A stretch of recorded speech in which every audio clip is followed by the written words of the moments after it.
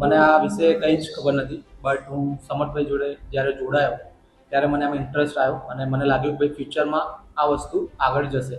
આજે તમે જોયું હશે કે જેમ કે એઆઈ વધી રહ્યું છે, ઘણા લોકોની જોબ જઈ રહી છે, પણ આપણી ફિટનેસ ઇન્ડસ્ટ્રી એવી છે કે જે કોઈ દિવસ એઆઈને ક્રેક કરી કરે.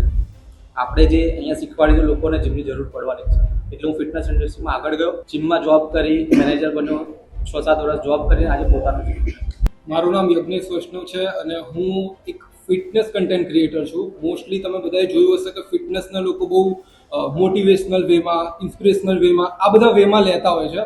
બટ મેં ગુજરાતમાં મોસ્ટલી તમે જોયું હશે કે ફિટનેસ છે ને ગુજરાતીઓ માટે નથી હોતું એવું બહુ સાંભળવામાં આવ્યું છે, કેમ કે ખાવાવાળા ફાફડા જલેબી આવા બધી લોકો બહુ વધારે પ્રખ્યાત થઈ ગઈ છે દુનિયામાં, બરાબર. હું પણ એવી રીતના જ બેઝનો હતો, હું પણ ખૂબ જાડિયો હતો અને એના પછી મને પણ એવું થયું કે ના, મારે ફિટનેસમાં આગળ વધવું જરૂરી છે.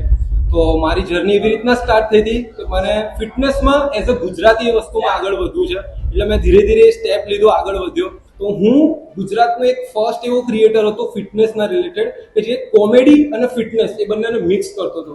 અને મારું જે ઇન્સ્ટાગ્રામ એકાઉન્ટ છે, મારું એકાઉન્ટ એ હેન્ડલની અંદર મેં સ્પેશિયલી આખી મારી જર્ની એવી રીતના બતાવી છે કે હું ફિટનેસ અને ફન એ બંનેને મિક્સ કરીને હું આગળ વધ્યો. नहीं, एक बार जब इंसान काम करना स्टार्ट कर देता है तो फिर वो रुक नहीं पाता, मतलब उसका वो वाला फेस नहीं आ सकता कि अब वो रुक जाए. अब जैसे मान लो अब मैंने 2016 में स्टार्ट करा, वहां से वीडियो बनाए जा रहे, मेहनत करे जा रहे, तो अब शरीर खाली नहीं बैठ सकता. अब ये है कि कुछ ना कुछ करते रहो और कहीं से अगर मॉनिटरी टर्म्स में फायदा हो रहा हो तो फिर मैं जरूर करता हूँ. આવા જ અવનવા વિડીયો જોવા માટે ફોલો કરો ઇન સેકન્ડ્સ.